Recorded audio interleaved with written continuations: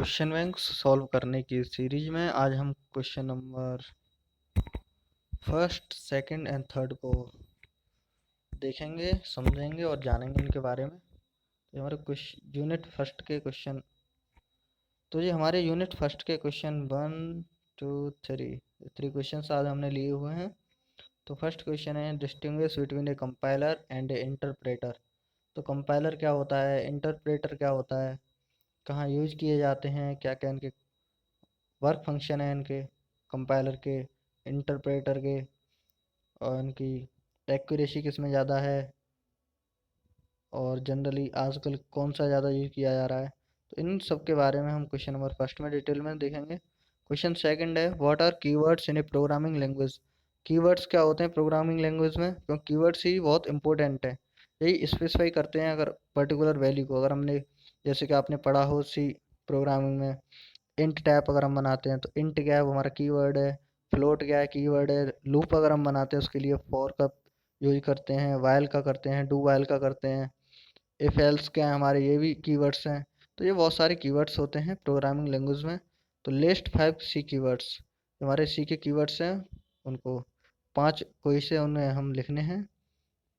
और third question है what are symbolic constants. Symbolic constants क्या होते हैं, इनके बारे में हम जानेंगे। और ये हमने जो प्रोग्राम है वो पहले ही बना रखा है।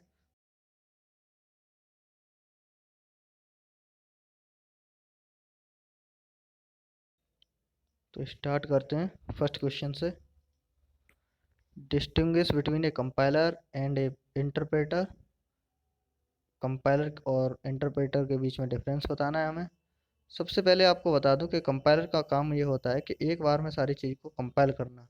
जैसे कि अगर हमने एग्जांपल लें कंपाइलर और इंटरप्रेटर का, जैसे जग में अगर पानी भरा हुआ है तो उसको हम थोड़ा थोड़ा करके अगर फैलाते हैं तो खाली तो होना ही है। अगर हम उसको सारा फैलाना चाहते हैं तो थोड़ा थोड़ा अगर हम उसको फैला रहे हैं तो हम इंटरप्रेटर कह सकते हैं उसे, कि थोड़ा थोड़ा करके हमारा काम तो हो रहा है, बट थोड़ा थोड़ा करके हो रहा है।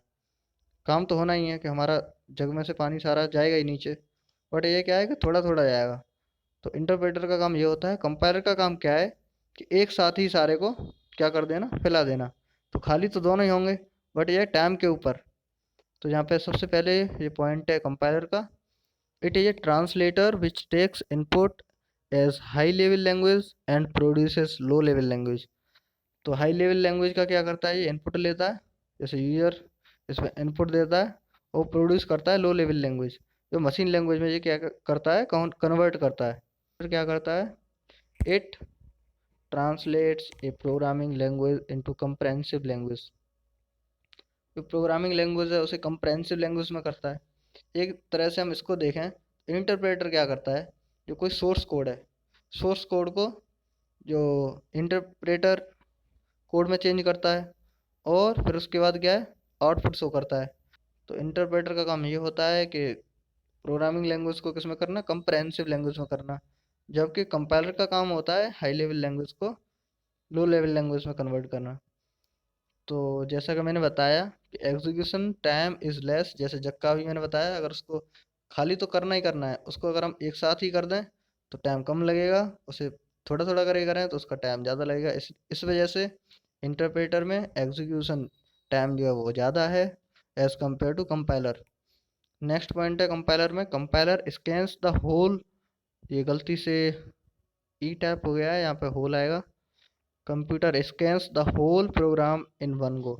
इसका मतलब ये है कि जो कंपाइलर है वो क्या करता है, सारे स्टेटमेंट जो लिखे हुए होते हैं, पूरा प्रोग्राम जो लिखा होता है, जैसे कि अगर हमने इफ का स्टेटमेंट लिखा, फिर एल्स का लिखा, फिर और हमने लिखा, तो ये सारा क्या है, पूरा एक प्रोग्राम बनेगा। उसको क्या करेगा, ये एक बार में ही सारे को कंपाइल कर देगा। और इंटरप्रेटर क्या करेगा, इफ के स्टेटमेंट को करेगा, फिर एल्स के को करेगा, अगर हमने उसमें लूप ले रखा है फिर लूप के को स्टेटमेंट को करेगा। तो इस तरह से ये क्या है, एक एक करके करता है। तो it translates only one statement of the program at a time. केवल एक ही स्टेटमेंट को क्या करता है, ये ट्रांसलेट कर पाता है। तो कंपाइलर का हम जनरली देखते हैं यूज कहाँ है, सी में है, सी प्लस प्लस में है।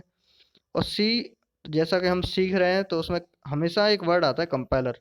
तो कंपाइलर हमेशा सी और सी प्लस प्लस में देखने को मिलता है, और ये यूज ही यहीं पे होता है। इसके थ्रू हम क्या करते हैं, अपने प्रोग्राम को बिल्ड करा सकते हैं और रन करा सकते हैं। तो कंपाइलर की मदद से क्या होता है, हमारा प्रोग्राम रन करता है। जबकि इंटरप्रेटर कहाँ यूज होता है, पाइथन जो लैंग्वेज है उसमें यूज होता है। मैटलैब में यूज होता है, स्नोबॉल, रवि और बहुत सारी ऐसी लैंग्वेजेस हैं जिसमें किसका यूज होता है, इंटरप्रेटर का यूज होता है। तो ये हुआ हमारा फर्स्ट क्वेश्चन। नेक्स्ट क्वेश्चन देखते हैं। आई होप आपको ये समझ में आया होगा कंपाइलर एंड इंटरप्रेटर क्या होता है। तो इसमें ये और देख ले रहे हैं। तो कंपाइलर एंड इंटरप्रेटर का ये दे रखा है डायग्राम।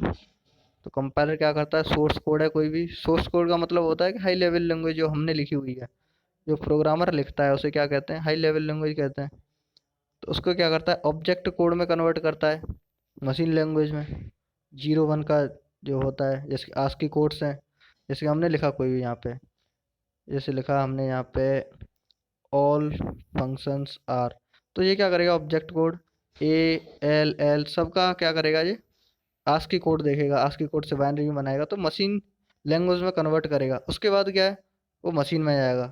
तो उसके बाद फिर यहाँ से आउटपुट मिलेगा हमें। ऐसे ही यहाँ पे क्या है, इंटरप्रेटर में सोर्स कोड है। सोर्स कोड क्या है, जो प्रोग्रामर के द्वारा लिखा गया कोड, उसे सोर्स कोड कहते हैं। फिर इसके बाद जाएगा इंटरमीडिएट कोड में। इंटरमीडिएट कोड वो होता है जो कि लाई करता है हाई लेवल लैंग्वेज और मशीन लैंग्वेज के बीच में, तो उसे हम इंटरमीडिएट कोड कहते हैं। फिर वहाँ से जाएगा इंटरप्रेटर के पास, फिर वहाँ से हमें आउटपुट मिल जाएगा। तो ये था हमारा डायग्राम कंपाइलर वर्सेस इंटरप्रेटर का। अब नेक्स्ट क्वेश्चन देखते हैं हम, what are the keywords in programming language, list 5C keywords. तो कीवर्ड्स क्या होते हैं, हमारे कीवर्ड्स होते हैं जो कि स्पेसिफिक नेम जो हम दे रखे होते हैं। जैसे कि हमने दिया इंट, कैर, डबल, एनम, और यहाँ पे बहुत सारे दे रखे हैं, 32 कीवर्ड्स हैं। जैसे auto, break, case, char, continue, do, default, const, और ये टोटल क्या है, 32 कीवर्ड्स होते हैं केवल सी लैंग्वेज में। और इनके स्पेशल मीनिंग होते हैं। जैसे कि अगर हम बात करें केयर की, तो केयर क्या, करेक्टर को इनपुट करेगा। केयर का काम केवल यही है कि करेक्टर को इनपुट कराना, करेक्टर की बात होगी यहाँ पे केयर का यूज होगा। जैसे ही एल्स का यूज करेंगे, कंडीशन के लिए यूज होगा। इफ का बात करेंगे, कंडीशन के लिए। फॉर, लूप के लिए। ऐसे इनके पर्टिकुलर मीनिंग है। अगर यहाँ पे अगर सी लैंग्वेज में बात करोगे फॉर की, तो फॉर किस लिए यूज होगा, लूप के लिए होगा। वाइल किसके लिए होगा, लूप के लिए होगा। वॉइड का मतलब होता है खाली, अनसाइंड का मतलब होता है पॉजिटिव। स्ट्रक्चर, स्ट्रक्ट का मतलब स्ट्रक्चर बनाने के लिए।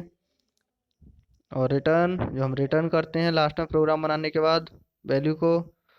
साइन मतलब उसके आगे कोई साइन होगा, नेगेटिव पॉजिटिव का। साइज ऑफ, कितना साइज वो स्टोर करता है। गो टू हमने पोजीशन के लिए यूज करते हैं। फ्लोट पॉइंट के लिए, अगर वैल्यू हमारी डॉट में डेसिमल में आ रही है तो उसे फ्लोट के लिए यूज करते हैं उससे। ऐसे ही यूनियन, यूनियन भी एक स्ट्रक्चर टाइप का बनता है। और ये सब आप आगे पढ़ेंगे, स्ट्रक्चर क्या होता है, यूनियन क्या होता है, एनम क्या होता है, एन्यूमरेशन क्या होता है, ये सारी चीज़ें। तो जो हमारे कीवर्ड्स होते हैं वो एक स्पेसिफिक मीनिंग होता है उनका कंपाइलर और इंटरप्रेटर में। ये यूज दोनों में होते हैं। सी लैंग्वेज में केवल 32 हैं, कंपाइलर और इंटरप्रेटर दोनों में ये कीवर्ड्स होते हैं। तो हम यहाँ पे बात करेंगे सी लैंग्वेज की। तो सी लैंग्वेज में कितने होते हैं, 32 कीवर्ड्स होते हैं। और इनको आपको याद करने की ज़रूरत नहीं है। अगर आप प्रोग्राम बनाते हैं तो इनको बनाते बनाते आपको ये याद हो ही जाएंगे। अगर आप प्रोग्राम बनाते प्रैक्टिस करते हैं तो सारे ही आपके जो है प्रैक्टिस में आ जाएंगे। तो आपको याद करने की वैसे ज़रूरत है नहीं इनको। अगर आप वैसे ही रटना चाहते हैं तो इन्हें रट सकते हैं। नेक्स्ट क्वेश्चन है, what are symbolic constants.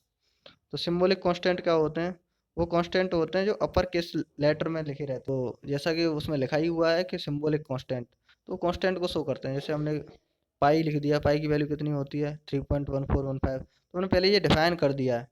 Hash, ये प्री डिफाइंड फंक्शन है। तो हैश डिफाइन पाई, पाई क्या है, जो हमारा अपर केस में लिखा हुआ है। तो ये हमारी यहाँ पे एक बार हमने डिफाइन कर दी तो हमें इसकी बार बार जरूरत पड़ेगी नहीं। अगर हम जैसे कि एरिया को, जैसा कि हम अगर एरिया का फॉर्मूला लिखना चाहते हैं, जैसे हम एरिया का फॉर्मूला लिखना चाहते हैं, फिर चाहते हैं हम कि अब सरकमफ्रेंस भी निकालें हम उसकी, तो उसके लिए 2 पाई आर, तो केवल पाई लिख देंगे पी आई के अपर केस में।